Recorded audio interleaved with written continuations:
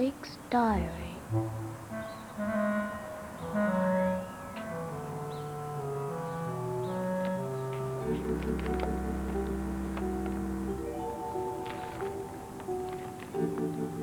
Tuesday, 7th of July.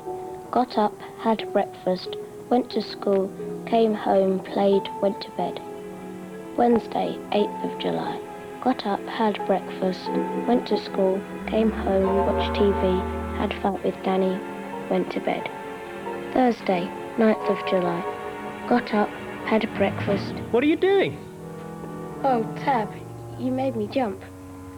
Look, it's Twig's diary. And you shouldn't be reading it. I know, it's dead boring. Because it's private.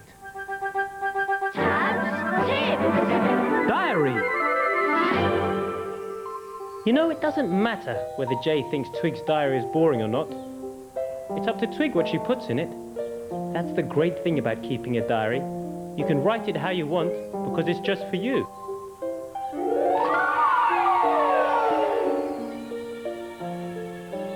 Diaries are a fantastic way of remembering what you've been doing. You can describe what you did or how you felt when you did it. You can even draw pictures if you like. You can do anything really that helps you remember what you've been up to. But never read someone else's diary. Unless they say you can, of course. Don't let your memories fade away. Write your diary every day. Don't let your memories fade away. Write your diary every day. Tab, please don't tell Twig I read her diary. I was just looking for something to do, that's all. Promise not to do it again. Where is everyone, by the way? They've gone to the woods for a picnic. Do you want to hear a story? All right.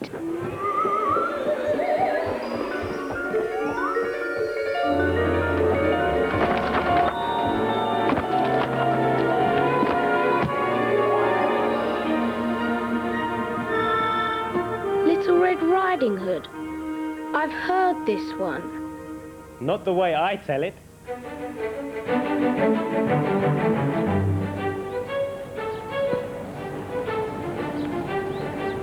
Twig! Twig!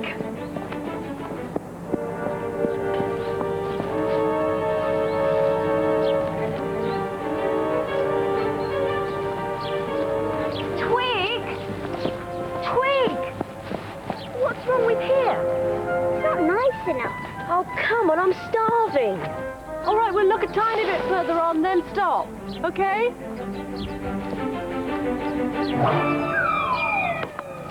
Oh, life can be so unfair. So what's different about your version of Little Red Riding Hood? Well, who would you say was the baddie in this story? The one who eats Granny in Little Red Riding Hood. It's got to be the wolf.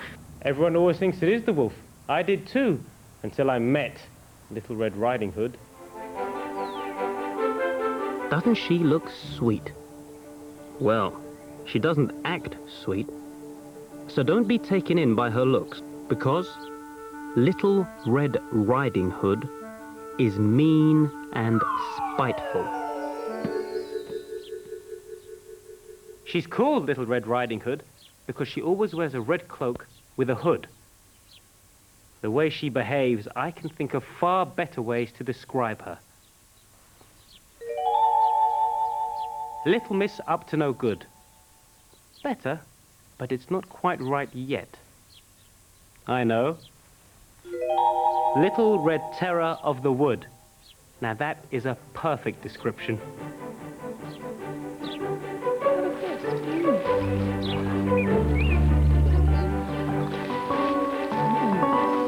Oh, have you got everything? Yeah. Good. Isn't that lovely? Good spot.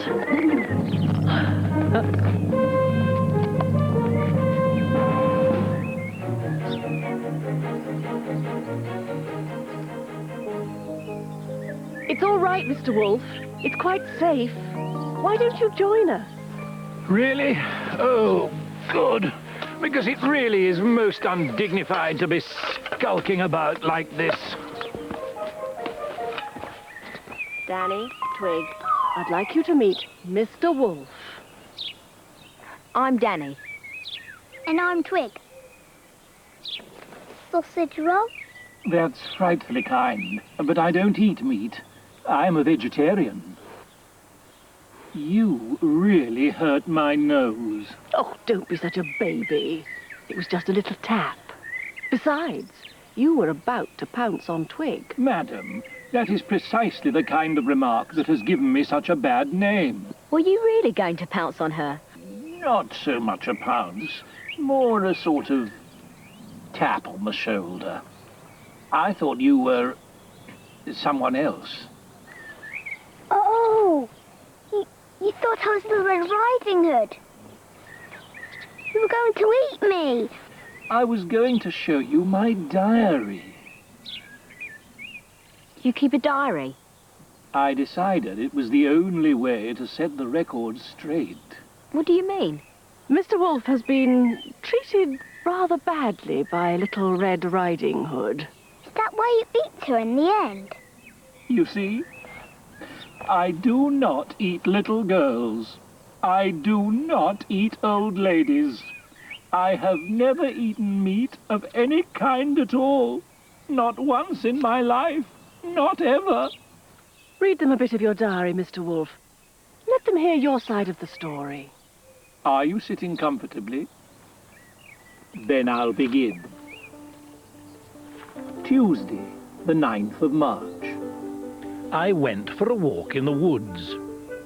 It was quite chilly, but the sun was shining from a clear blue sky, dotted with tiny fluffy clouds. I saw Little Red Riding Hood picking flowers. I was worried she might be lost. I stopped, and she threw the flowers in my face. I stumbled and fell backwards over a log, banging my head on a tree. Red Riding Hood just ran off, laughing. Wednesday, 10th of March. My head throbbed painfully. There was a huge lump on it that felt like an egg. A hard-boiled egg. Who'd have thought Little Red Riding Hood would have been so horrible? You don't have to be big to be mean. You've written your diary really well. It's much more interesting than mine. Too kind. I love that bit about it being chilly, but sunny, with fluffy clouds. The sun was shining from a clear blue sky dotted with tiny, fluffy clouds. It made me think of spring. I wish I could write like that. You can. You just need to add to your descriptions. Choose special words that bring what you did to life. Do you mean like dotted and fluffy? I think of it as adding a dash of colour to my writing. Mr. Wolf, would you read us some more? It would be my complete pleasure. Thursday, the 11th. My head wasn't quite so painful, and I managed to walk slowly to the shops. On the way home, I saw Little Red Riding Hood. She was off to visit her grandma, who lived in a cottage on the far side of the wood. Mr. Wolf hid until Red Riding Hood had passed. Red Riding Hood's mother told her to go straight to Grandma's house, and she made her promise not to eat any of the food in the basket. Mr. Wolf followed Red Riding Hood for a while. He had to. It was on his way home. Finally, the paths divided, and Mr. Wolf and Red Riding Hood went their separate ways. Or so he thought. Imagine his surprise when he got home to find Little Red Riding Hood in his front garden, picking his prized daffodils. Not only that, but she'd eaten all the food her mother had made specially for Grandma. Mr. Wolf asked Red Riding Hood to leave his flowers alone and tidy up her rubbish. And what did that terrible child do? I'm afraid she simply walked away. Oh, she did stop and pick up a chicken bone as she left.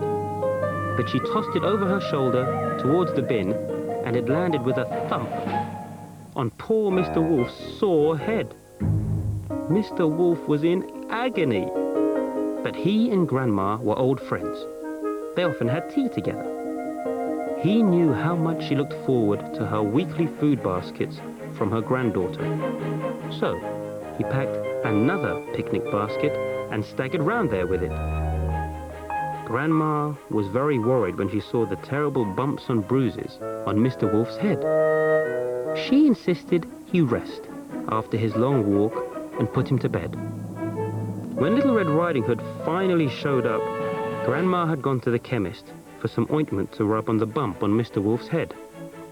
Mr. Wolf told that naughty child that he was going to tell her mother what she'd done. "Oh, no, you won't," she said, and started screaming that Mr. Wolf had eaten Grandma.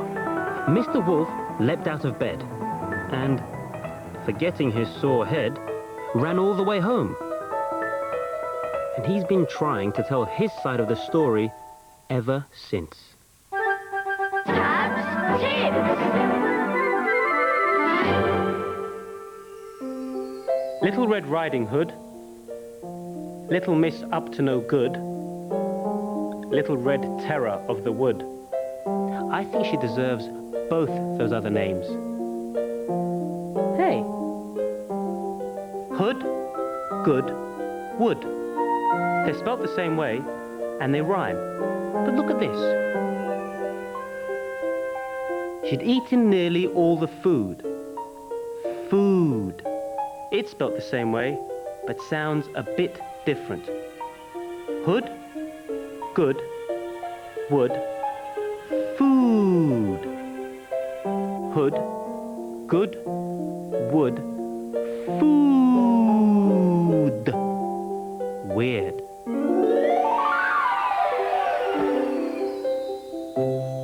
Can you come up with any more words that rhyme with hood? I'd help you myself, only I'm off to take poor Mr. Wolf to meet Red Riding Hood's mum so we can sort this whole mess out. Anyway, here's what we've had already to get you in the mood. Hood, good, wood.